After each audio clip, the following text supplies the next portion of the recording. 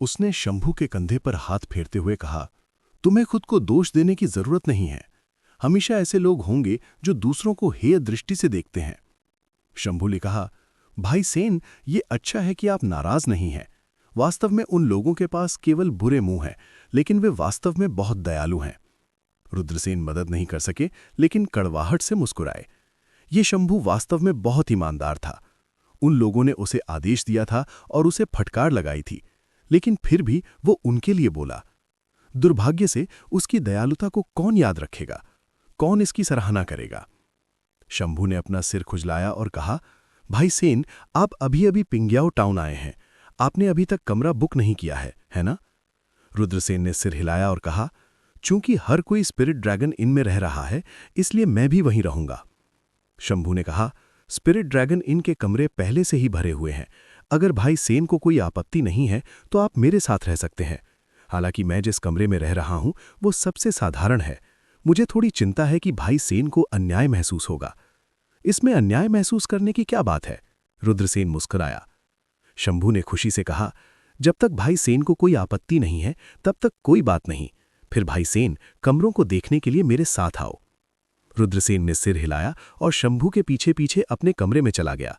ये वास्तव में बहुत साधारण सजावट के साथ एक बहुत ही साधारण कमरा था।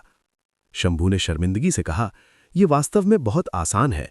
मैं क्यों नहीं इधर उधर पूछता और देखता कि क्या कोई बेहतर कमरे हैं? रुद्रसेन ने कहा, मुझे लगता है कि यह बहुत अच्छा है। ये जंगल में सोने से 100 गुना बेहतर है। शंभू ने सिर हिलाया और कहा, जब तक भाई सेन को कोई आपत्ति नहीं है।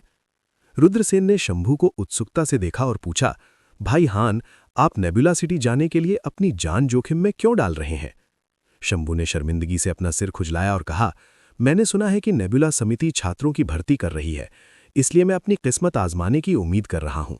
अगर मैं नेबुला समिति का बाहरी शिष्य बन सकता हूं तो यह बहुत अच्छा होगा। यहां तक कि अगर मैं एक बाहरी शिष्य नहीं बन सकता तो एक अजीब नौकरी का शिष्य बनना भी अच्छा होगा। इस तरह मैं अपने परिवार को सम्मान दिलाने में सक्षम हो जाऊंगा। मेरे गांव ने कई 100 वर्षों में केवल एक मार्शल किंग कल्टीवेटर का उत्पादन किया है। मैं मजबूत बनना चाहता हूं और भविष्य में गौरव के साथ अपने गृहनगर लौटना चाहता हूं।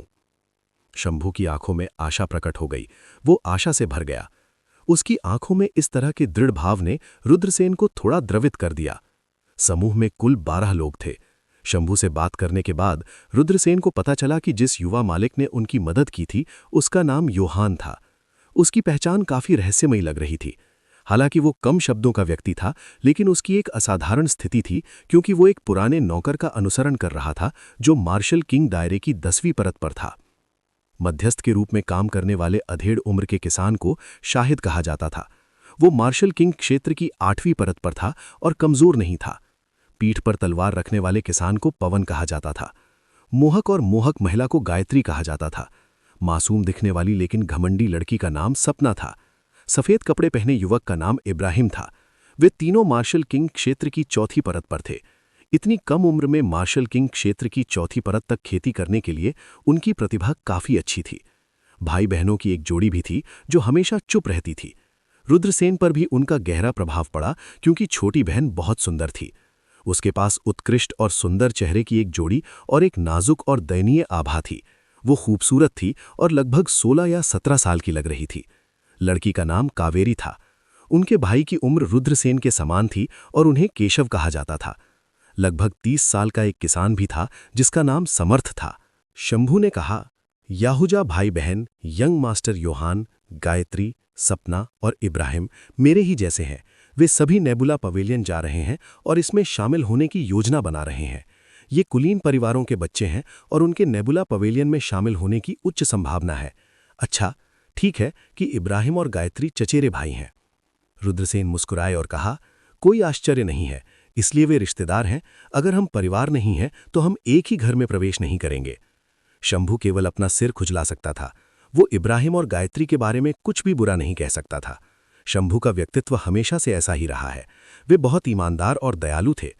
रुद्रसेन ने शंभू की ओर देखा और पूछा, क्या आप उजाड़ क्षेत्र से भी हैं? शंभू ने सिर हिलाया और कहा, हाँ, मेरा घर स्काई क्लाउड पर्वत श्रृंखला में है। स्काई क्लाउड पर्वत श्रृंखला में कई स्पिरिट खाने हैं और बंजर भूमि की सभी प्रमुख शक्तियों के पास स्पिरिट खाने हैं।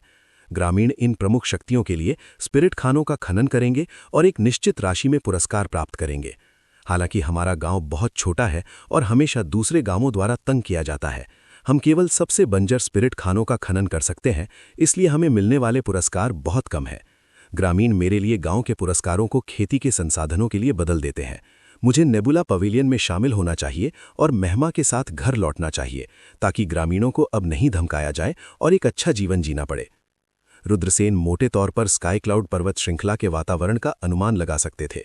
ये एक ऐसी दुनिया थी जहां मजबूत लोग कमजोरों का शिकार करते थे। शंभू का गांव छोटा और कमजोर था और अन्य शक्तिशाली गांवों द्वारा धमकाया जाना तय था। सौभाग्य से हर चीज की एक सीमा थी। दूसरे गांव शंभू के गांव को समाप्त करने की हिम्मत नहीं कर पाएंगे, इसलिए शंभू के गांव में अब भी जीवित रहने के लिए कुछ जगह बची थी। रुद्रसेन ये भी समझ सकते थे कि शंभू पूरे गांव, अपने परिवार, अपने वंश और अपने ग्रामीणों की उम्मीदों को अपने कंधों पर उठा रहे थे। अगले दिन समूह रवाना हो गया। हम एक अंतरिक्ष यान ले सकते थे, लेकिन ये सुरक्षित नहीं है, खासकर इस अवधि के दौरान। पर्वत श्रृंखला की गहराई में एक जानवर राजा बहुत हिंसक है। हमें नहीं पता कि क्या हुआ, इसलिए हमारे लिए एक साधारण जानवर गाड़ी लेना सबसे सुरक्षित है, पवन ने कहा। स्वाभाविक रूप से किसी को कोई आपत्ति नहीं थी। सभी ने 2 जानवर गाड़ियां खरीदी और उन्हें शहर से बाहर निकाल दिया। गाड़ियों को खींचने वाला विदेशी जानवर एक प्रकार का यूनिकॉर्न था। ये तेज था और इसमें अच्छी सहनशीलता थी। समूह पहाड़ी जंगल के माध्यम से तेजी से गुजरा। 5वें दिन सभी लोग अलाव के आसपास इकट्ठे हुए और गायत्री नाम की लड़की ने रुद्रसेन की ओर देखा और पूछा, क्या आप भी परीक्षा में भाग लेने के लिए नेबुला पवेलियन जा रहे हैं?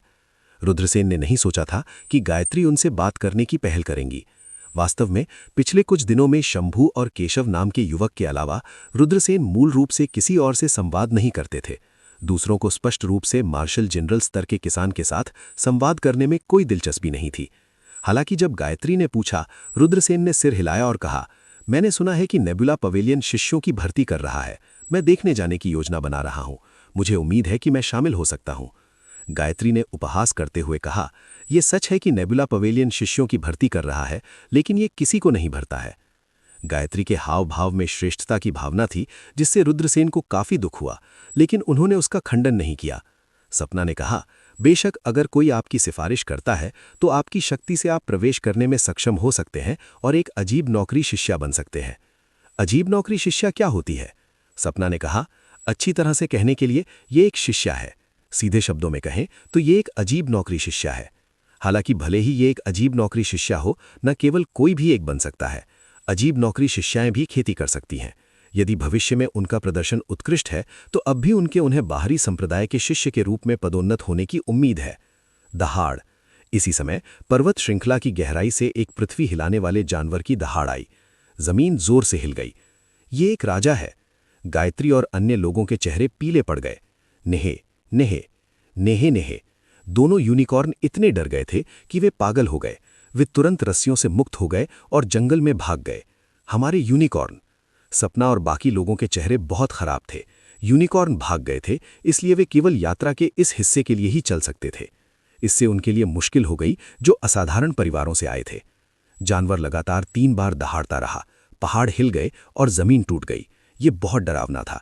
ये कल्पना करना कठिन था कि पर्वत श्रृंखला की गहराई में जानवर राजा का स्तर क्या था। यहां तक कि रुद्रसेन भी चौंक गए। उन्होंने 3 जानवर राजाओं को पुराने ख्योंग की घेरते हुए देखा था।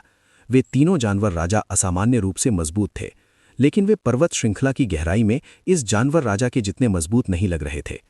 उन्हें नहीं पता था कि ये जानवर राजा इतना बेचैन क्यों था। सौभाग्य से जानवर की दहाड़ गायब होने से पहले कुछ देर तक ही जारी रही, लेकिन यह स्पष्ट था कि आज सभी के लिए बिना नींद की रात होने वाली है। अगली सुबह सभी लोग फिर से इकट्ठे हुए और तेजी से आगे बढ़े, लेकिन वे अब केवल चलने का विकल्प चुन सकते थे, क्योंकि दोनों यूनिकॉर्न पहले ही भाग चुके थे।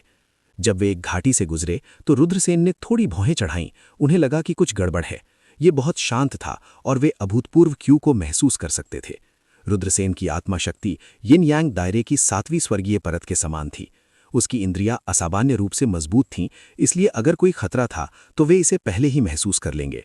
हालांकि वर्तमान स्थिति ये है कि रुद्रसेन को पीड़ित महसूस हुआ, लेकिन उन्हें कुछ भी समझ नहीं आया। यहां कुछ गड़बड़ है, चलो छुपते हैं, रुद्रसेन ने धीमी आवाज में कहा। क्या गड़बड़ है? तुम बहुत पागल हो। सपना ने अपने होंठ कर्ल किए और कहा, मार्शल किंग दायरे की 10वीं परत के 2 सीनियरों ने कुछ नहीं कहा है। तुम मार्शल जनरल दायरे में जस्ट एक साधक हो। तुम हमें किस बात से डराने की कोशिश कर रहे हो? हे, शायद ये कुछ लोग हैं जो दिखावा करना चाहते हैं, इब्राहिम ने नकली मुस्कान के साथ कहा। रुद्रसेन ने थोड़ी भौहें चढ़ाईं और उनका इरादा इन लोगों के साथ बहस करने का नहीं था। इसके बजाय वे दूर उड़ गए और शंभू के रुद्रसेन के साथ अच्छे संबंध थे, इसलिए वे रुद्रसेन का पीछा करते हुए दूर चले गए और एक चट्टान के पीछे छिप गए।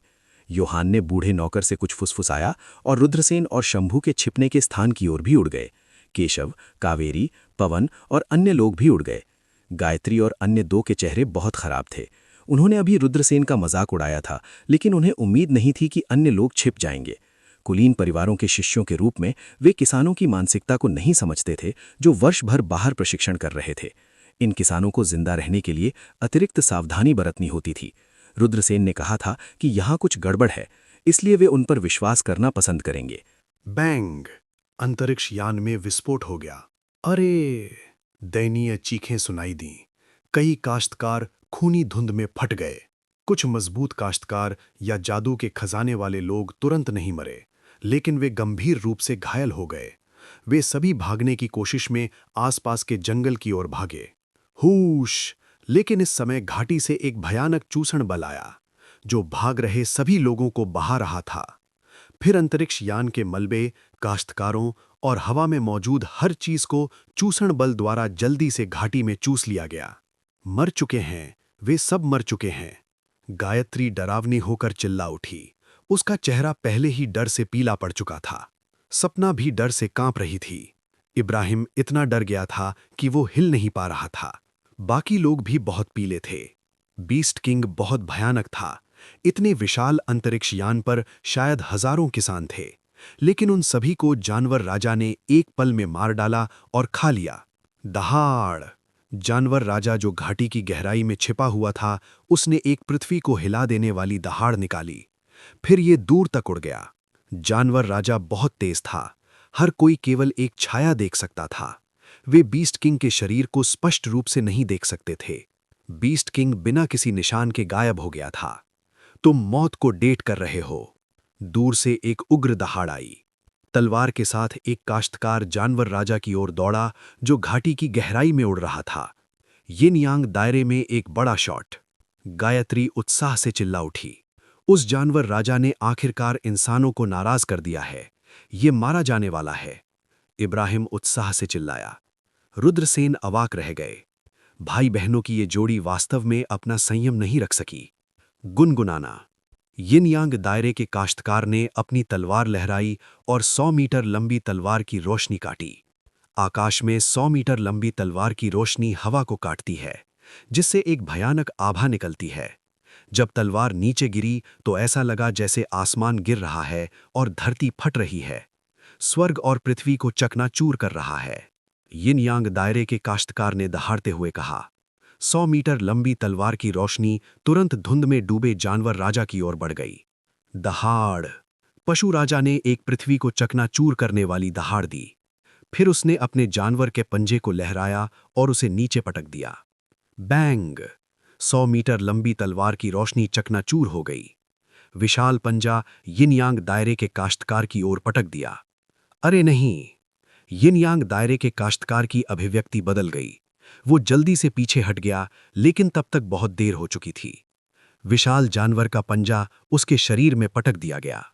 यिन यांग दायरे के काश्तकार को ऐसा लगा जैसे वो किसी प्राचीन दिव्य पर्वत से टकरा गया हो। उसने मुंह भर खून उगल दिया। उसका चेहरा बहुत पीला पड़ गया।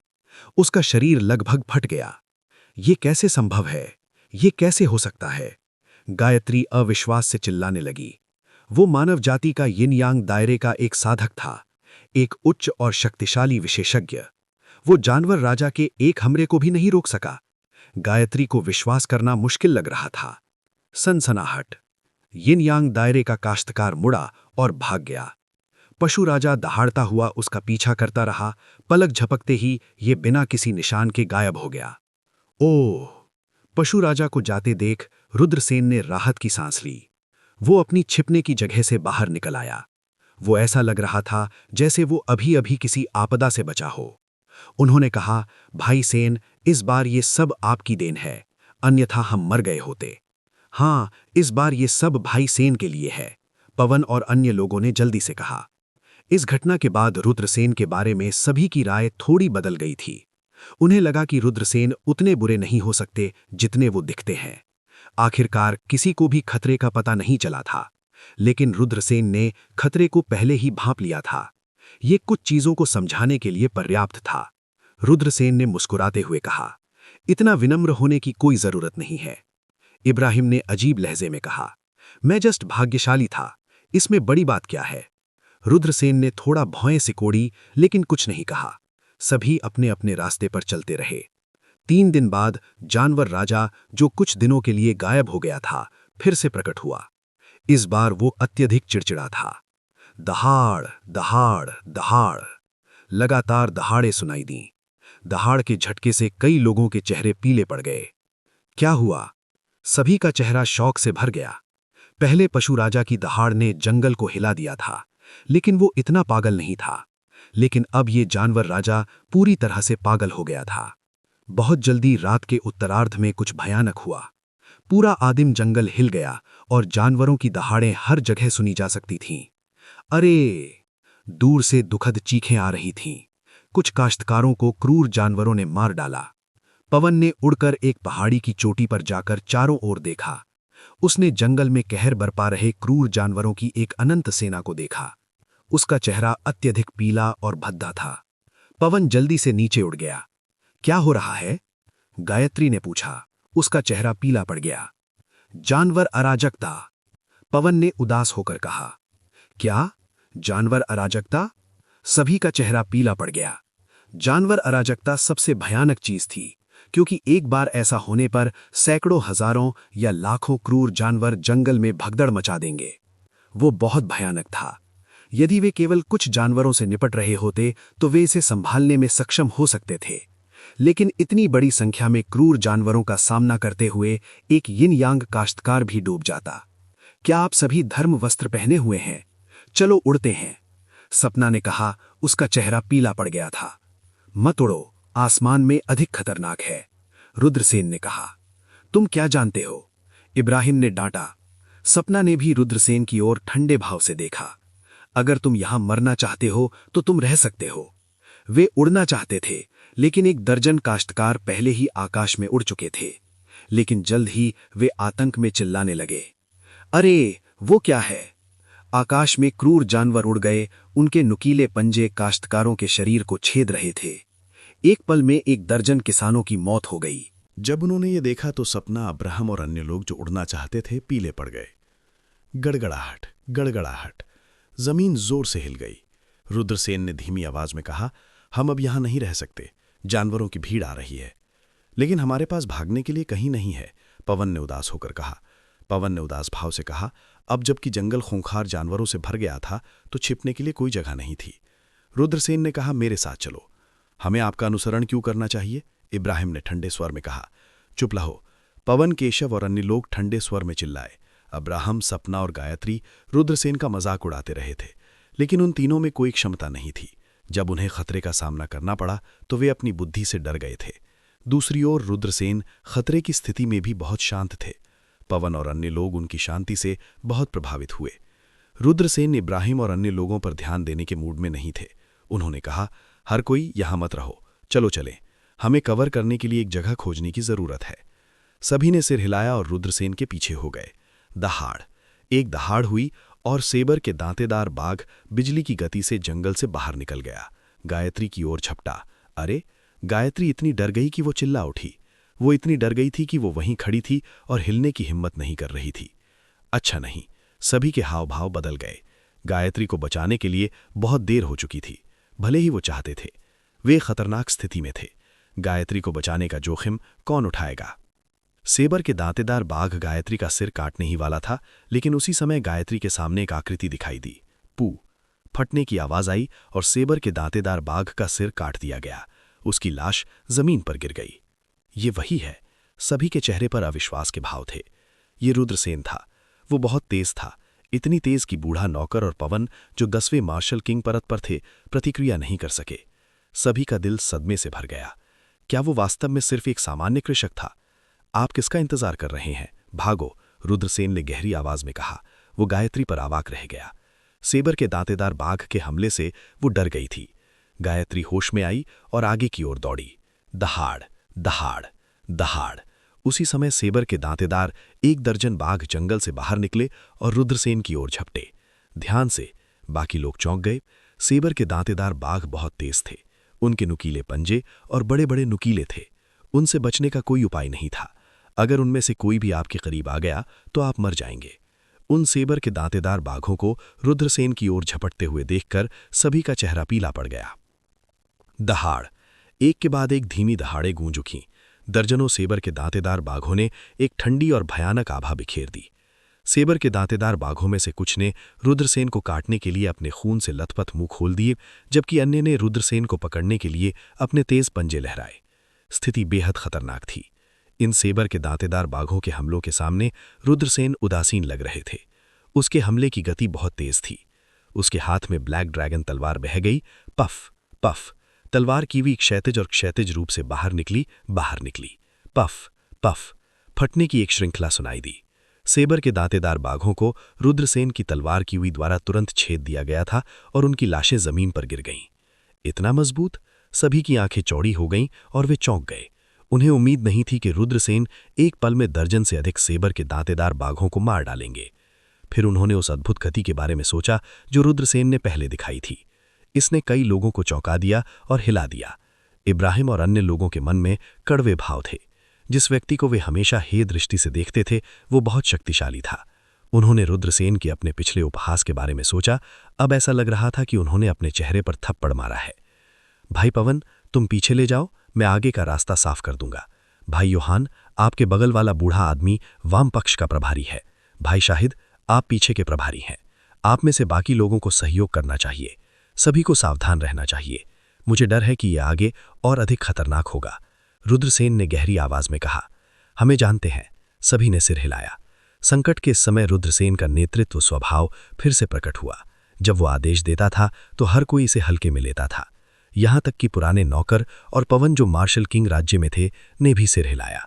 सभी लोग जल्दी से दूर की ओर दौड़ पड़े। दहाड़, दहाड़, दहाड़। जंगल की सभी दिशाओं से धीमी गुर्राहटें सुनी जा सकती थीं। उसके बाद एक बड़ी आकृतियां उछलती रहीं। सेबर के दांतेदार बाघ। वे सभी सेबर के दांतेदार बाघ थे। मार डालो, रुद्रसेन चिल्लाया और सेबर के दांतेदार बाघों पर वार करते हुए तलवार लहराई। Puff, puff. एक के बाद एक सेबर के दांतेदार बाघ को रुद्रसेन ने मार डाला।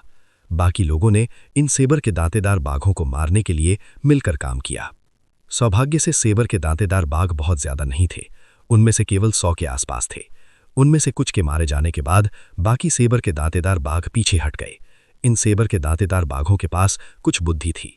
उन्हें एहसास हुआ कि इस टीम से निपटना बहुत मुश्किल है। भीड़ ने राहत की सांस भी नहीं ली थी जब क्रूर पक्षियों का एक घना झुंड ऊपर से उड़कर आ गया। वे हथेली के आकार के खून लाल रंग के पक्षी थे। उनके नुकीले पंजे और चोंच थी। खून के प्यासे पक्षी। खून से लाल रंग के पक्षियों को देखकर सपना डर के मारे चिल्लाने लगी।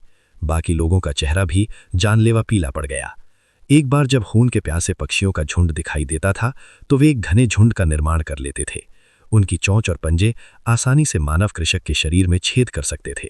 फिर खून के प्यासे पक्षियों का झुंड झपटता और मनुष्य का मांस खा लेता था। ये भी एक प्रकार का क्रूर व्यंजन था जिसे किसान देखने के लिए सबसे कम इच्छुक थे। क्रूर व्यंजनों का बड़ा समूह बनाने वाले क्रूर व्यंजन अक्सर उन जानवरों से अधिक खतरनाक होते थे जो अकेले काम करते थे लेकिन अधिक शक्तिशाली होते थे। सब कुछ खत्म हो गया है। हम मर चुके हैं। इब्राहिम इतना डर गया था कि उसका पूरा शरीर कांप रहा था। भाई, कावेरी का छोटा सा चेहरा भी बहुत पीला पड़ गया। चिंता मत करो, मैं तुम्हारी रक्षा करूंगा, केशव ने कहा। उसके पीले चेहरे से कोई बता सकता था कि उस समय केशव का दिल भी डर से भरा हुआ था। रक्त के प्यासे पक्षियों के इतने घने झुंड के सामने विरोध करने का कोई तरीका नहीं था। चीख, चीख। खून के प्यासे पक्षियों के झुंड ने कान छेड़ने वाली चीखें निकाली और तेजी से दौड़ पड़े। हवा में निराशा भरने लगी, सनसनाहट। उसी समय आग की लपटों ने आकाश और पृथ्वी को जला दिया। खून के प्यासे पक्षियों का घना झुंड लपटों से घिर गया और उन्होंने दर्दनाक चीखें निकाली जबकि वे एक एक करके जलकर मर गए। आग की लपट, तुम भी एक अल्केमिस्ट हो? योहान ने आश्चर्य से रुद्रसेन की ओर देखा। कितनी शक्तिशाली लपट है, ये खून के प्यासे पक्षियों को भी जलाकर मार सकती है। केशव घबराकर चिल्लाया। सभी ने रुद्रसेन को आश्चर्य से देखा। जितना अधिक वे रुद्रसेन के साथ बातचीत करते थे, उतना ही अधिक आश्चर्य होता था। चलो, रुद्रसेन ने गहरी आवाज में चिल्लाया। उसने मोर्चा संभाला और भाग गया। दूसरों ने हिचकिचाने की हिम्मत नहीं की और रुद्रसेन के पीछे हो लिए। असंख्य खून के प्यासे पक्षी लपटों से जलकर मर गए। खून के प्यासे पक्षी राजा ने गुस्से से रोना शुरू कर दिया। भले ही अनिच्छिक था, लेकिन इसे केवल छोड़ना पड़ा, अन्यथा इससे और अधिक हताहतें होंगी। हमारे सामने एक घाटी है, चलो वहां छिप जाते हैं। सपना ने उनके सामने इशारा किया। रुद्रसेन को महसूस हुआ कि घाटी में छिपना एक बुद्धिमानी विकल्प में ही था। अगर खून के प्यासे जानवरों का झुंड आया तो वे वहीं फंस जाते, लेकिन अब वे सभी थक गए थे। अगर वे बाहर दौड़ते रहे तो ये और भी खतरनाक होगा। तो चलो घाटी में चलते हैं और आराम करते हैं। सनसनाहट। वे जल्दी से घाटी में भाग गए। देखो, वहां एक गुफा है। कावेरी ने 10 मीटर से अधिक ऊंची चट्टान की ओर इशारा किया। सभी लोग कूद पड़े और गुफा में घुस गए। रुद्रसेन ने गुफा को सील करने के लिए छिपाने का मंत्र का उपयोग किया। भाई सेन, आप भी एक अल्केमिस्ट हैं? योहान ने आश्चर्य से पूछा। सभी ने रुद्रसेन को आश्चर्य से देखा। रुद्रसेन ने पहले स्वर्गीय अग्नि का उपयोग किया था, जिसका अर्थ था कि वो एक अल्केमिस्ट था।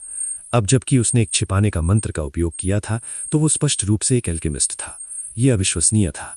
वो न केवल एक अल्केमिस्ट था, बल्कि वो एक स्पिरिचुअल डिप्लॉयमेंट मोल्डिंग कास्टर भी था। योहान और अन्य लोग उस समय केवल मुस्कुरा सकते थे। रुद्रसेन के सामने वे सभी प्रतिभाशाली थे और शर्मिंदा महसूस करते थे।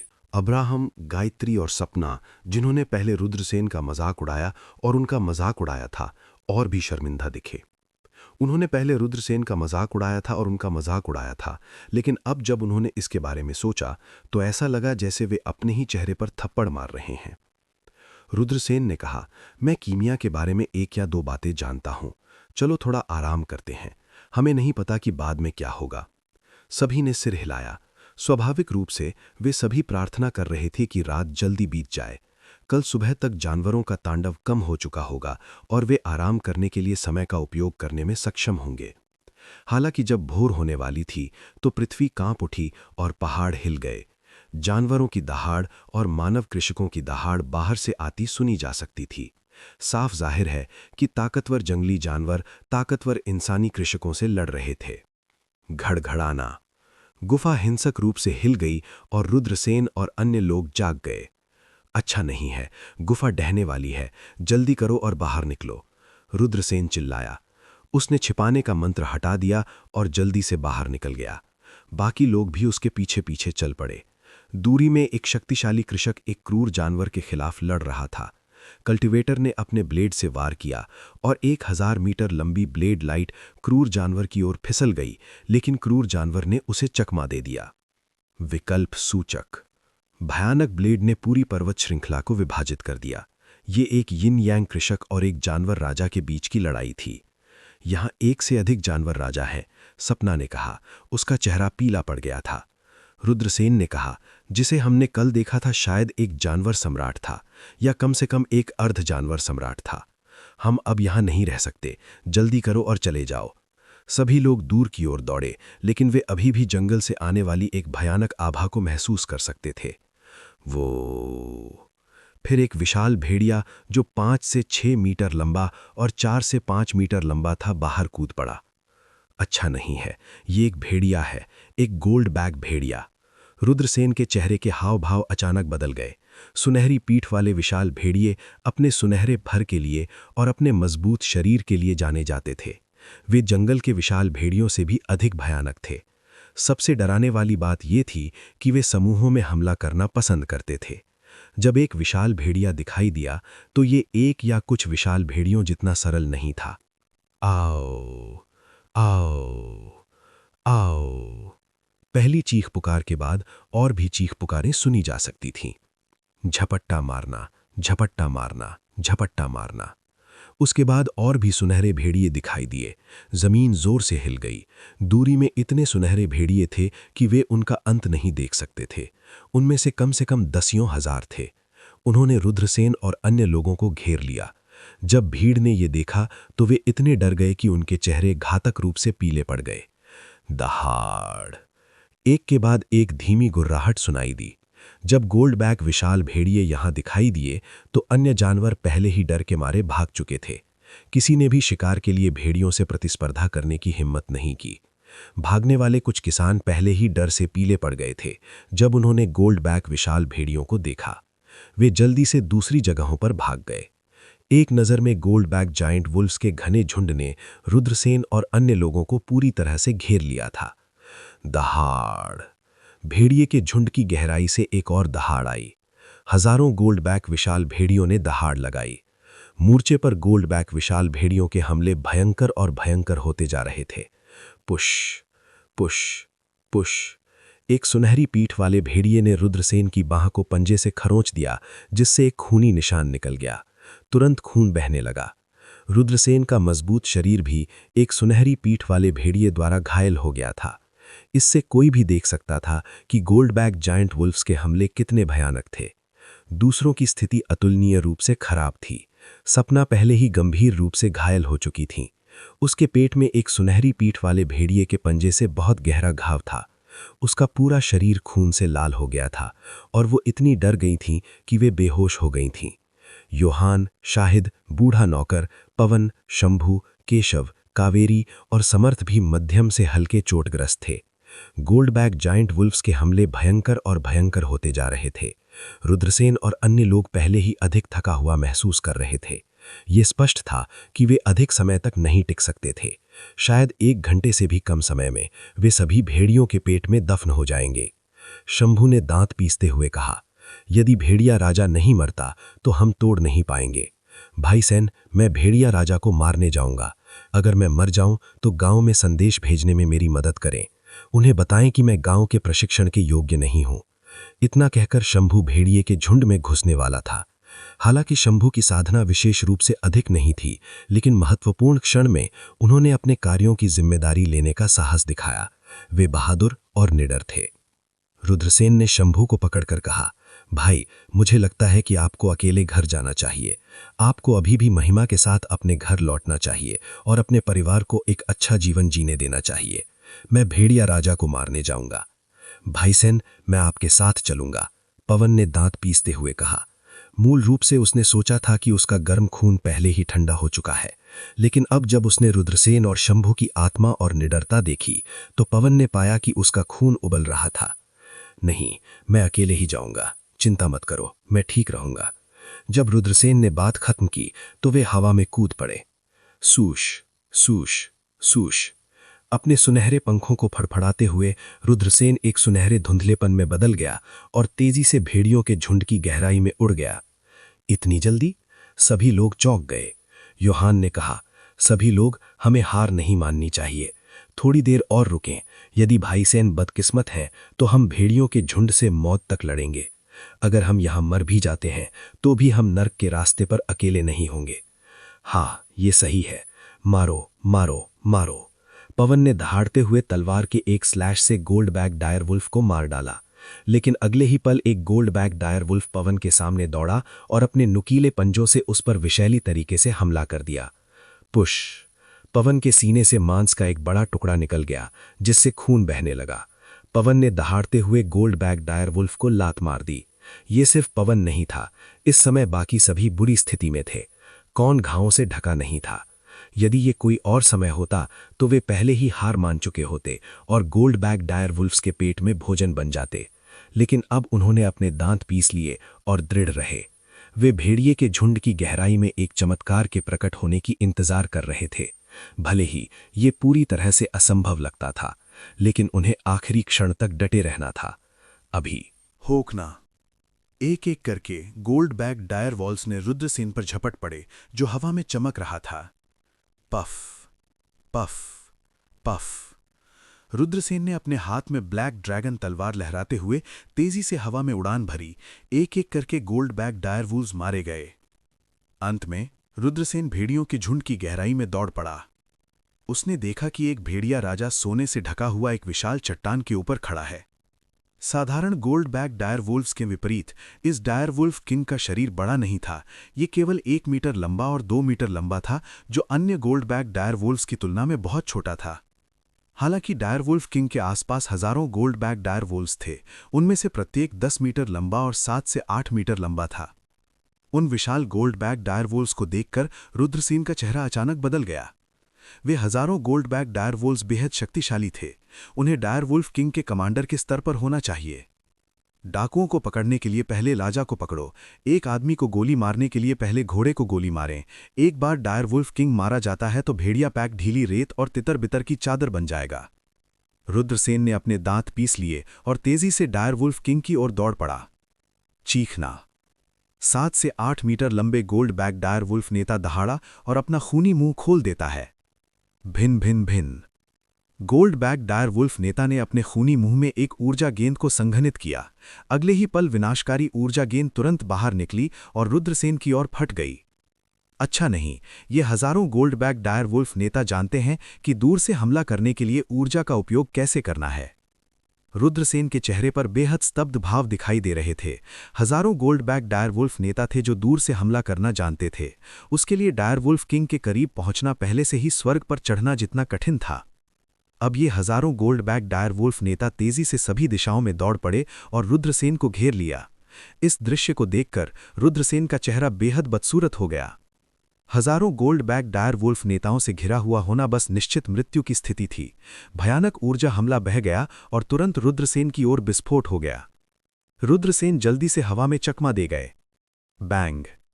Gold back giant wolf commander के ऊर्जा हमले ने रुद्रसेन को नहीं मारा, इसके बजाय वो हवा के बीच में फट गया। रुद्रसेन ने एक गहरी सांस ली। ये अभी बहुत खतरनाक था। सौभाग्य से उनकी प्रतिक्रिया काफी तेज थी और वो समय पर हमले को चकमा देने में कामयाब रहे।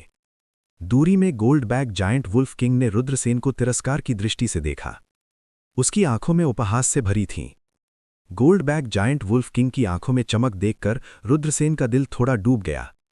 Gold back giant wolf king के पास पहले से ही बेहद उच्च बुद्धि थी। ये उसके लिए अच्छी बात नहीं थी। वू। Gold back giant wolf king ने एक धीमी गुर्राहट दी। ऐसा लग रहा था कि ये कुछ आदेश दे रहा है। अवू। इसके तुरंत बाद हजारों गोल्ड बैक जायंट वुल्फ कमांडरों ने दहाड़ लगाई। झपट मारना। रुद्रसेन तेजी से gold back giant wolf king की ओर दौड़ पड़ा। वो gold back giant wolf king को मारने के लिए इस अवसर का लाभ उठाना चाहता था। हालांकि इस समय दर्जनों गोल्ड बैक जायंट वुल्फ कमांडरों ने अपना खूनी मुंह खोल दिया। एक एक करके ऊर्जा के गोले बने और एक भयानक उतार चढ़ाव पूरे देश में फैल गया। Boom boom boom. भयानक उतार चढ़ाव के बाद ऊर्जा के विशाल गोले बने और रुद्रसेन की ओर विस्फोट हो गए। इस बार पिछली बार से अलग था। पहला हमला केवल एक gold back giant wolf commander का था, इसलिए Rudrasen gold back giant wolf commander के हमले को चकमा देने में सक्षम था। हालांकि इस बार कम से कम 30 गोल्ड बैक जायंट वुल्फ कमांडरों ने एक ही साथ ऊर्जा की गेंदों को थूक दिया। हर दिशा में ऊर्जा की गेंदें थीं।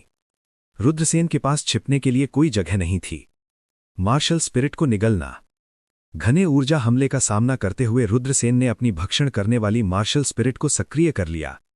सभी 5 भक्षण करने वाली मार्शल स्पिरिट सक्रिय हो गईं। घने ऊर्जा हमले ने रुद्रसेन को तुरंत डुबो दिया। हिंसक ऊर्जा रुद्रसेन के शरीर को चीर देना चाहती थी। इस समय भक्षण करने वाली मार्शल स्पिरिट की भयानक प्रभाविता प्रदर्शित हुई। भक्षण करने वाली मार्शल स्पिरिट ने एक अत्यंत शक्तिशाली भक्षण शक्ति का उत्सर्जन किया। भक्षण करने वाली मार्शल स्पिरिट द्वारा बड़ी मात्रा में विनाशकारी ऊर्जा को निगल लिया गया। शेष हिंसक ऊर्जा ने रुद्रसेन के शरीर पर बमबारी की, लेकिन रुद्रसेन के शरीर ने उसे रोक दिया। झपटना। रुद्रसेन तेजी से प्रकाश के विस्फोट से बाहर निकला। उसने अपनी गति को अधिकतम तक बढ़ा दिया और gold back giant wolf king की ओर उड़ पड़ा। रुद्रसेन को विस्फोट के केंद्र से बाहर निकलते देखकर gold back giant wolf commander, gold back giant wolf commander, giant wolf commander, golden back giant wolf कमांडरों को पता था कि वुल्फ किंग गुस्से में था और वे सभी डर से कांप रहे थे। इसके बाद सोने के भेड़ियों ने हत्या की नजर से रुद्रसेन को देखा। ये मानव बब्बा था। अगर इसके लिए नहीं तो वुल्फ किंग इतना नाराज क्यों होता? गोल्डन बैक जायंट वुल्फ कमांडरों ने अपने खूनी मुंह खोले और रुद्रसेन पर कई ऊर्जा गेंदें थूकीं। भक्षण करने वाली मार्शल स्पिरिट ने हिंसक ऊर्जा को निगल लिया। हालांकि भक्षण करने वाली मार्शल स्पिरिट असीमित रूप से निगल नहीं सकती थी। बड़ी मात्रा में ऊर्जा गेंदों को खाने के बाद रुद्रसेन ने महसूस किया कि भक्षण करने वाली मार्शल स्पिरिट धीरे धीरे संतृप्ति की ओर पहुंच रही है। भयानक ऊर्जा गेंदों ने रुद्रसेन के शरीर पर बमबारी की। वाव! रुद्रसेन ने एक मुंह खून उगल दिया। दरार दरार। उसकी हड्डियों से हिंसक घिसने वाली आवाजें निकलीं, उसकी हड्डियां टूटने के कगार पर लग रही थीं। हजारों गोल्ड बैक जायंट वुल्फ कमांडरों का हमला कर रहे थे, यहां तक कि एक यिन यांग क्षेत्र विशेषज्ञ भी इस प्रकार की खतरनाक स्थिति में गिर जाता तो खतरे में पड़ जाता। सौभाग्य से रुद्रसेन का शरीर मजबूत था, अन्यथा वो गोल्ड बैक जायंट वुल्फ कमांडरों द्वारा मारा जा चुका होता। मुझे क्या करना चाहिए? क्या वास्तव में मुझे इन गोल्ड बैक जायंट वुल्फ कमांडरों के हाथों मरना चाहिए? रुद्रसेन के चेहरे पर बेहद गंभीर भाव दिखाई दे रहे थे।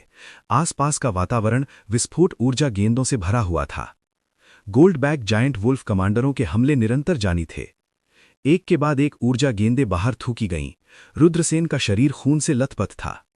रुद्रसेन को लगा कि वो अब और नहीं टिक सकते। ठीक है, ब्लैक ड्रैगन तलवार।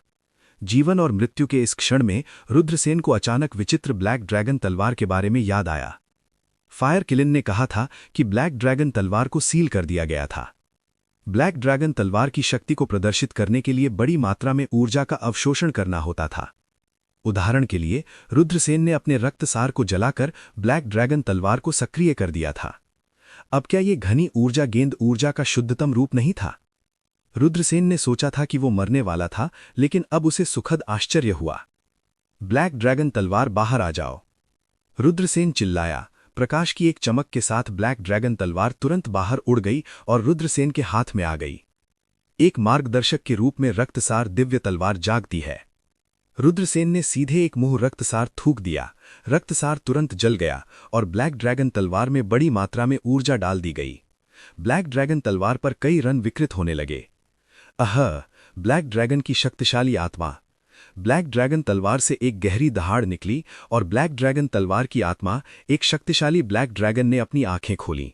उसकी शक्ति धीरे धीरे ठीक हो रही थी, लेकिन जल्द ही ऊर्जा की कमी के कारण ब्लैक ड्रैगन तलवार फिर से गहरी नींद में पड़ने वाली थी। ब्लैक ड्रैगन, जल्दी करो और ऊर्जा को खा जाओ। एक बार फिर से ब्लैक ड्रैगन तलवार की सर्वोच्च शक्ति को प्रदर्शित करो। रुद्रसेन ने चिल्लाया। ब्लैक ड्रैगन तलवार बहुत समय से चुप थी, अब ये समय है जाग जाने का। ब्लैक ड्रैगन तलवार ने एक गहरी दहाड़ निकाली और ब्लैक ड्रैगन तलवार ने अपना खूनी मुंह खोल दिया और अचानक एक बैल को चूसने वाली वेल की तरह ऊर्जा में खींच लिया। हिंसक ऊर्जा ब्लैक ड्रैगन तलवार की ओर भागने लगी और ब्लैक ड्रैगन तलवार द्वारा पूरी तरह से निगल ली गई।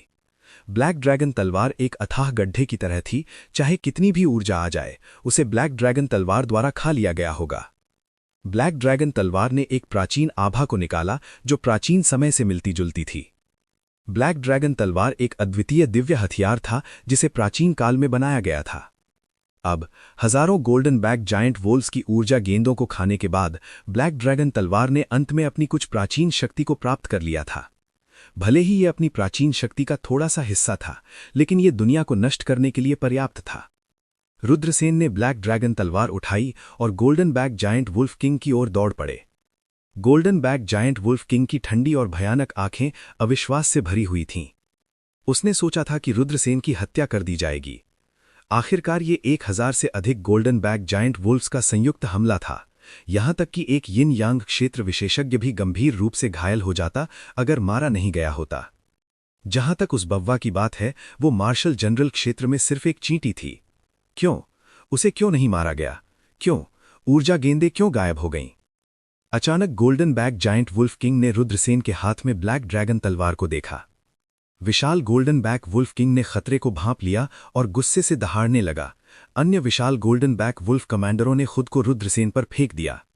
विशाल गोल्डन बैक वुल्फ किंग ने रुद्रसेन पर आक्रमण करने का आदेश दिया। तुम सभी मरो! रुद्रसेन दहाड़ने लगा। वो दोनों हाथों से ब्लैक ड्रैगन तलवार पकड़कर हवा में खड़ा होकर चिल्लाया। दहाड़! एक अजगर की दहाड़ पूरी दुनिया में गूंज उठी। ड्रैगन की दहाड़ के बाद एक विशाल काला ड्रैगन हवा में दिखाई दिया। ड्रैगन की ताकत फैल गई। हजारों गोल्डन बैक जायंट भेड़ियों ने भयभीत रोना छोड़ दिया। वे सीधे कांपते हुए जमीन पर लेट गए। दूर से जानवरों की सेना भी डर के मारे चिल्लाई और जंगल की गहराई की ओर भाग गई। स्वर्ग वो है? योहान, पवन और अन्य लोगों ने रुद्रसेन और ब्लैक ड्रैगन को सदमे में रुद्रसेन के सिर के ऊपर तैरते हुए देखा। बूम! अगले ही पल रुद्रसेन की तलवार 1000 फुट लंबी तलवार रे में संघनित हो गई।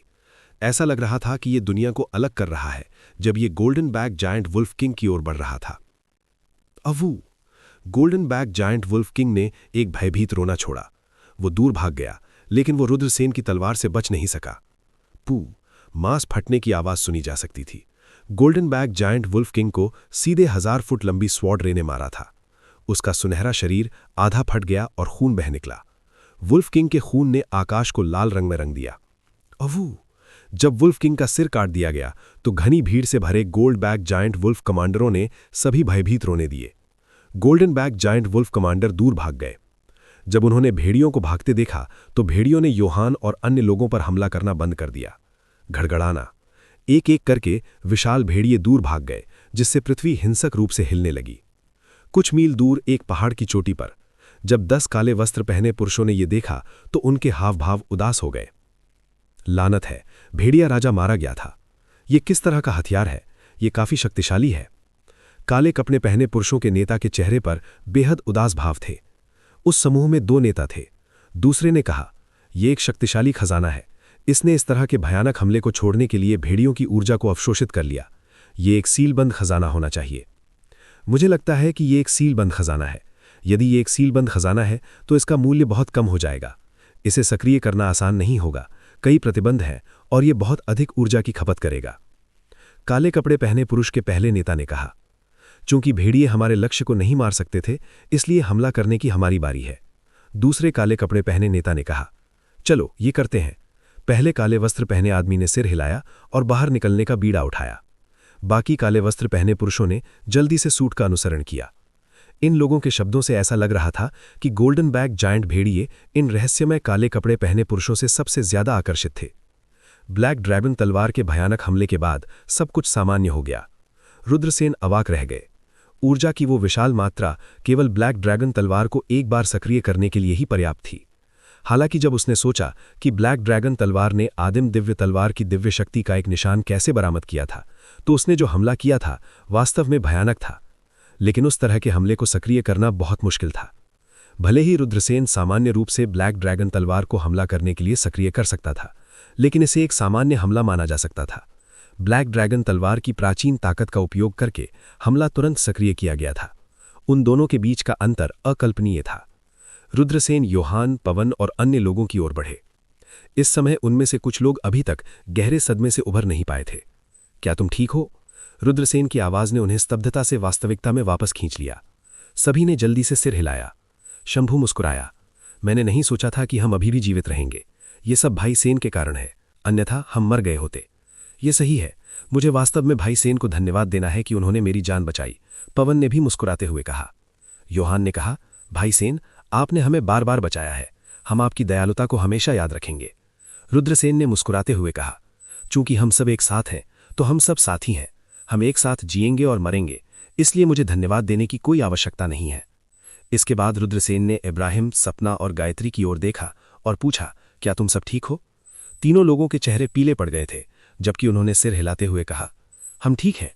लेकिन उनके पीले चेहरों से देखा जा सकता था कि वो तीनों अभी तक अपने सदमे से उभर नहीं पाए थे।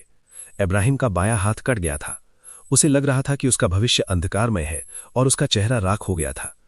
रुद्रसेन उन पर ध्यान देने के मूड में नहीं थे। उन्होंने कहा, हम यहां ज्यादा देर तक नहीं रह सकते, चलिए। सभी ने सिर हिलाया और जाने वाले थे। चीख चीख। उसी समय दूर से एक लंबी रोन आई। ये एक अजीब आवाज थी। ये एक जानवर के रोने की तरह लग रहा था, लेकिन ये एक जानवर के रोने की नकल करने वाले इंसान की तरह भी लग रहा था। रुद्रसेन की धारणा बहुत मजबूत थी, इसलिए उन्होंने रोने की विचित्रता पर ध्यान दिया और वे अपने आप को रोक नहीं सके, लेकिन उन्होंने इसके बारे में ज्यादा नहीं सोचा। लेकिन उसी समय रुद्रसेन ने समर्थ को योहान की ओर भागते देखा। समर्थ के हाथ में एक खंजर दिखाई दिया और उसने योहान की ओर चाकू घोंपा। अच्छा नहीं, वो रोना एक कोड वर्ड था। रुद्रसेन के हाव भाव थोड़े बदल गए। वे पूरे समय पहरे पर थे, इसलिए जब समर्थ ने हमला किया तो रुद्रसेन ने प्रतिक्रिया की। उन्होंने समर्थ को लात मारी। बैंग। किक समर्थ की कलाई पर लगी। प्रशिक्षित। समर्थ ने खून से लथपथ चीख निकाली और जमीन पर गिर पड़े। क्या चल रहा है? सभी के हाव भाव बदल गए और उन्हें नहीं पता था कि क्या हुआ था। उसी समय योहान अपने होश में वापस आ गया। उन्होंने रुद्रसेन को कृतज्ञतापूर्वक देखा और कहा, भाई सेन, आपने फिर से मेरी जान बचाई। रुद्रसेन ने कहा, मुझे नहीं पता कि इस व्यक्ति ने आप पर हमला क्यों किया। योहान की अभिव्यक्ति अनिश्चित थी।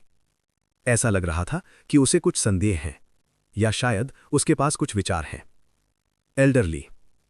योहान ने अपने बगल में बूढ़े नौकर की ओर देखा। बूढ़े नौकर ने सिर हिलाया और समर्थ की ओर चल दिया। बूढ़े नौकर ने उदास होकर कहा, मुझे इसके पीछे का मास्टरमाइंड बताओ, नहीं तो तुम मर जाओगे। समर्थ ने उपहास किया। अगले ही पल समर्थ के मुंह से काला खून बह निकला। वो जमीन पर गिर गया, मर गया।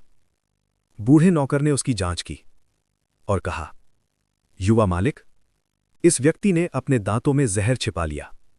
उजागर होने के बाद उसने जहर की थैली को थोड़ा सा खोल दिया और खुद को मार डाला।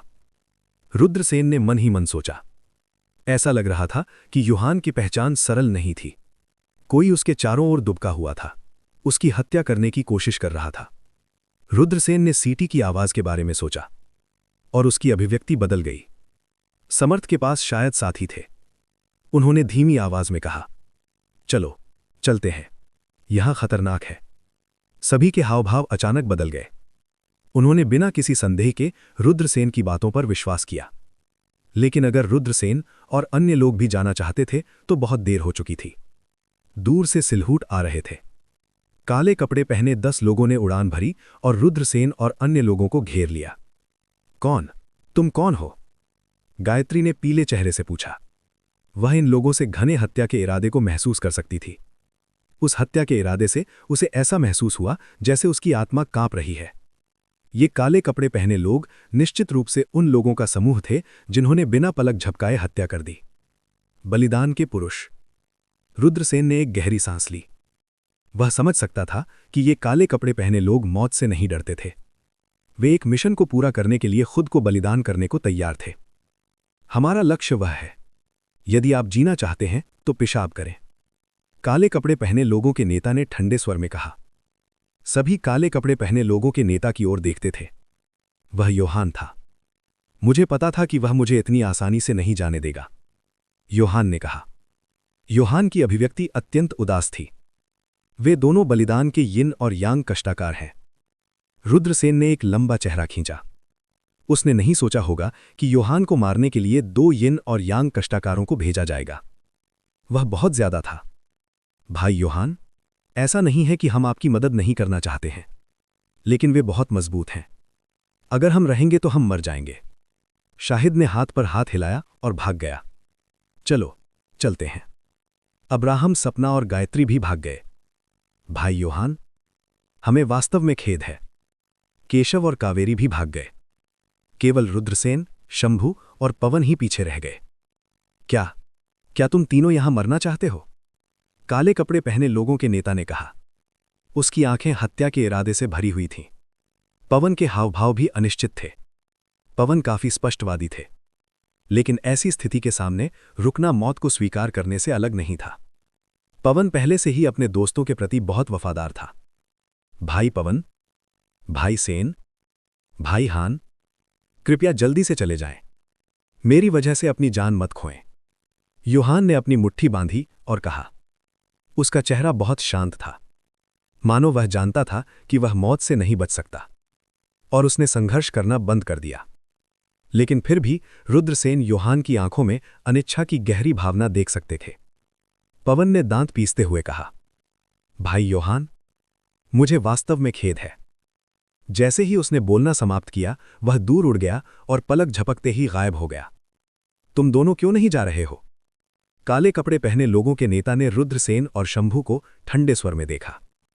भाई सेन, भाई हान, जल्दी से चले जाओ, योहान ने आग्रह किया। शंभू का चेहरा उदास था और उसने कुछ नहीं कहा। रुद्रसेन ने कहा, खतरे की स्थिति में अपने साथियों को छोड़ देना, मुझे माफ करें, मैं ऐसा नहीं कर सकता। मैं भी ऐसा नहीं कर सकता, शंभू ने कहा। भाई सेन, भाई हान। योहान ने रुद्रसेन और शंभू की ओर देखा। वह छू गया। उसे अपना दिल उन्हें देने की इच्छा हुई, लेकिन योहान को पता था कि वे पहले से ही ऐसी स्थिति में थे जहां मृत्यु अनिवार्य थी। वह रुद्रसेन और शंभू को फंसा नहीं सकता था। और इन लोगों के हाथों मर सकता था। योहान जानता था कि ये काले कपड़े पहने आदमी कितने भयानक थे। जब योहान कुछ कहने वाला था तो रुद्रसेन ने उसे टोकते हुए कहा, भाई योहान, अभी कुछ मत कहो। जिन शब्दों को योहान स्पष्ट करना चाहता था उन्हें अस्थायी रूप से उसके पेट में वापस निगल लिया गया। रुद्रसेन कदम बकदम योहान की ओर चल पड़े।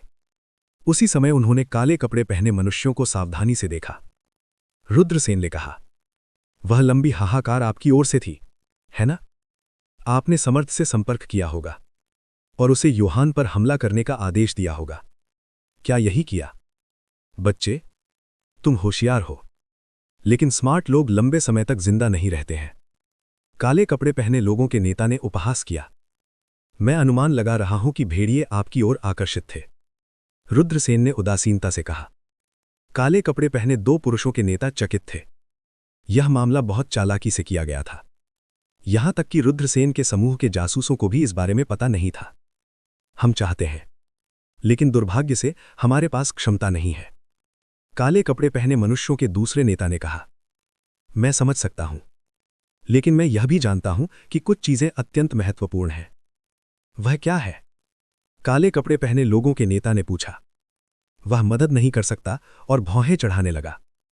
उसे हमेशा लगता था कि उसके सामने यह बच्चा कुछ अजीब है। भले ही उसकी खेती अधिक नहीं थी और वह एक छोटा सा फ्राई था जिसे वह अपनी हाथ की झटके से आसानी से मार सकता था, लेकिन किसी कारण से जब वह इस बच्चे को देखता था तो उसे हमेशा एक अजीब एहसास होता था। जहां तक उस भावना का सवाल है, वह उस पर अपनी उंगली नहीं लग सकता था। वह है। रुद्रसेन ने जानबूझकर एक पल के लिए रुका। भम। अगले ही पल रुद्रसेन अचानक हरकत में आ गया। उसने स्काई टायरेंट थंडर 8 को संघनित किया और योहान के बगल में बूढ़े नौकर पर बेरहमी से हमला किया। बचवा, तुम्हारी हिम्मत कैसे हुई? बूढ़ा नौकर गुस्से से दहाड़ने लगा, लेकिन उसके लिए बचने के लिए बहुत देर हो चुकी थी। बैंग। रुद्रसेन का हमला तुरंत बूढ़े नौकर के शरीर पर गिरा। भले ही बूढ़ा नौकर मार्शल किंग की 10वीं आकाशीय लपर पर था, लेकिन वह रुद्रसेन के अचानक छिपके हमले से चौंक गया। यहां तक कि बूढ़े नौकर भी इस हमले का सामना नहीं कर पाएगा। सू-ट्रेंड। बूढ़े नौकर की छाती की हड्डियां टूट गईं। उसे खांसते हुए बड़े मुंह से खून बहने लगा और वह जमीन पर गिर गया। उसका पूरा शरीर फड़क गया। ऐसा लग रहा था कि वह जीवित नहीं रहेगा। योहान एक ही समय में चौंका और गुस्से में था। वह गुस्से से चिल्लाया, भाई सेन, भाई हान, तुम क्या कर रहे हो? यह व्यक्ति एक जासूस है। वह मरने के हकदार है। रुद्रसेन ने उदासीन लहजे में कहा। क्या आप कह रहे हैं कि एल्डरली एक जासूस है? नहीं, यह असंभव है। एल्डरली 10 साल से मेरे साथ है। वह तब से मेरे साथ है जब मैं 6 वर्ष का था। वह जासूस कैसे हो सकता है? योहान को यह विश्वास नहीं हो रहा था। जब समर्थ ने आप पर हमला किया तो यह बूढ़ा नौकर आपके ठीक बगल में था। अपनी क्षमता के साथ वह कैसे प्रतिक्रिया नहीं कर सकता था? जब मैंने समर्थ को रोकने की कोशिश की तो इस बूढ़ी चीज पर कोई प्रतिक्रिया नहीं थी। अगर मैंने कुछ नहीं किया होता तो तुम समर्थ द्वारा मारे गए होते और तुम्हारे इस बूढ़े नौकर ने तुम्हें बुरी तरह मरते देखा होता। योहान ने रुद्रसेन की ओर ठंडे भाव से देखा। यह योहान के लिए बहुत बड़ा झटका था।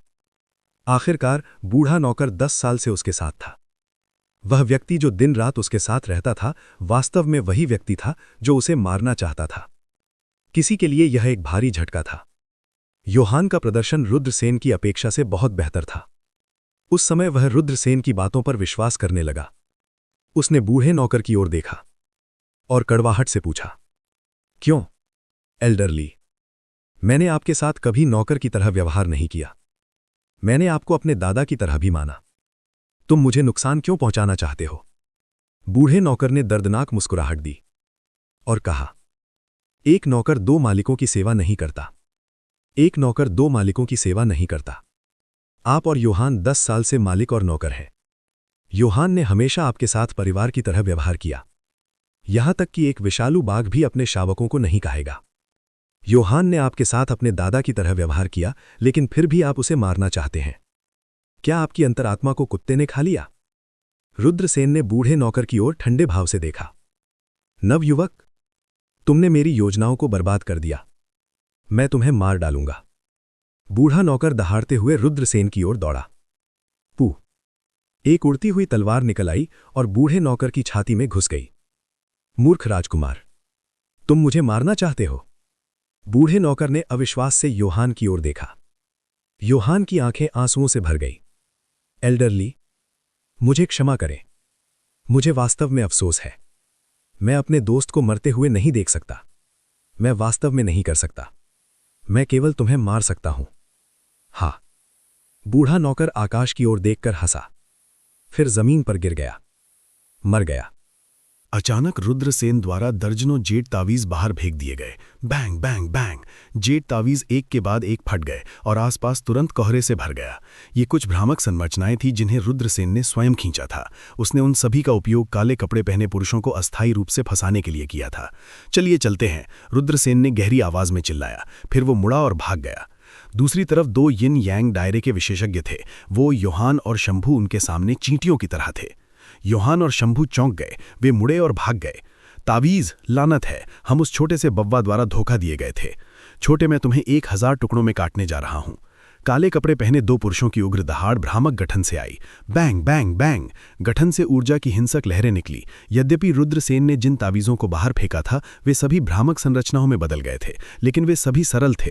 दुर्भाग्य से ये भ्रामक संरचनाएं सभी सरल संरचनाएं थीं जो यिन यांग दायरे के विशेषज्ञ को नहीं फंसा सकती थीं। केवल कुछ दर्जन सांसों में भ्रामक संरचनाएं फट गईं। काले कपड़े पहने 10 आदमी बाहर निकले। काले वस्त्र पहने दो पुरुषों की आंखें बेहद उदास थीं और उनके हाव भाव क्रूर थे। वे यिन यांग क्षेत्र के विशेषज्ञ थे, फिर भी उनके खिलाफ एक सामान्य क्षेत्र के कृषक द्वारा योजना बनाई गई थी। इससे वे बहुत उदास हो गए। पीछा करो, उन्हें पकड़ो, उनकी हड्डियों को जलाओ और उनकी राख बिखेर दो। काले कपड़े पहने दो पुरुषों के नेताओं ने नफरत से कहा। सन सन सन, जानवरों का तांडव खत्म हो गया है। अगर कोई और जानवरों का तांडव होता है तो हम इसका उपयोग उन लोगों को रोकने के लिए कर सकते हैं। रुद्रसेन ने भौहें से कोड़ी। उसे बुरा लग रहा था क्योंकि वे देर सवेर उन्हें पकड़ लेंगे। हम अलग अलग क्यों नहीं हो जाते? अगर वे पकड़े भी जाते हैं तब भी वे मेरा पीछा करेंगे। आप सुरक्षित रहेंगे। योहान ने कहा। हम ऐसा कैसे कर सकते हैं? शंभू एक ईमानदार व्यक्ति था। वे नहीं जानता था कि खंडन कैसे किया जाए। ये सिर्फ कुछ सरल शब्द थे। हालांकि वो शंभू के चरित्र को देख सकता था और जानता था कि वे दोस्ती करने लायक व्यक्ति है।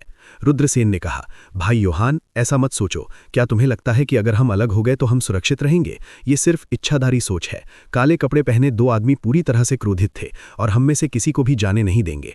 अगर हम अलग हो जाते हैं तो हम सुरक्षित रहेंगे। अगर हम अलग हो जाते हैं तो हम एक भयानक मौत मर जाएंगे। योहान ने सिर हिलाया और कहा, मैंने इसके बारे में नहीं सोचा। 15 मिनट बाद दूर से एक भयानक आभा आई। काले कपड़े पहने 10 लोगों ने उन्हें पकड़ लिया था। आप बच नहीं सकते। एक भयानक आवाज सुनाई दी जब 10 काले कपड़े पहने लोगों ने एक ठंडी आभा उत्सर्जित की। वे मृत्यु देवताओं की तरह थे जो नरक से बाहर चले गए थे। ये बेकार है। इस घने जंगल में केवल मौत ही तुम्हारा इंतजार कर रही है। 5वें राजकुमार, क्या आप अभी भी दौड़ना चाहते हैं? भागो, तुम हमारे हाथों मरने के लिए तय किए गए हो। दूसरा काला कपड़ा पहना आदमी भयानक रूप से हंसा। रुद्रसेन ने थोड़ा भौहें चढ़ाईं। 5वां राजकुमार, ऐसा लग रहा था कि योहान की पहचान सरल नहीं थी।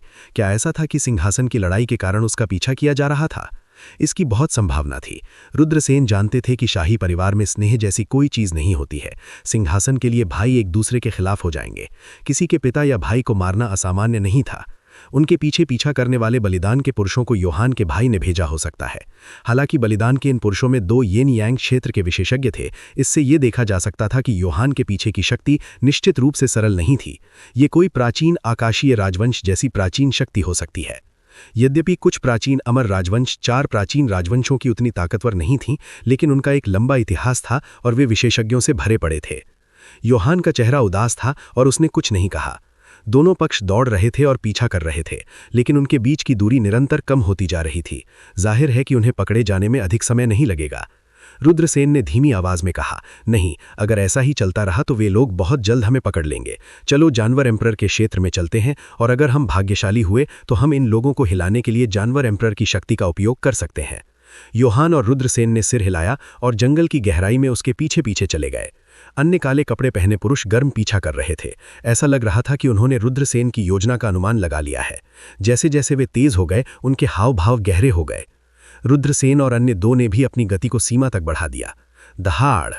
जब वे जंगल की गहराई में पहुंचे तो बादलों के माध्यम से एक धरती हिलाने वाली गर्जना गूंजी। धुंध में डूबा हुआ एक क्रूर व्यष्टि शून्य में एक मानव विशेषज्ञ से हिंसक रूप से टकराया। जानवर की दहाड़ ने पर्वतों और नदियों को हिला दिया, जिससे पृथ्वी हिल गई। उसने अपना मुंह खोला और अनंत काली धुंध उगल दी। काली धुंध घिसठन्य जानवरों के घने झुंड में बदल गई, जिसने आकाश को ढक लिया और मानव विशेषज्ञ की ओर बढ़ी। हे भगवान, ये किस तरह की क्षमता है? रुद्रसेन और अन्य लोग चौंक गए। धुंध में डूबा हुआ अस्तित्व शक्तिशाली जानवर एम्परर था, जिसने जानवरों के तांडव की शुरुआत की थी।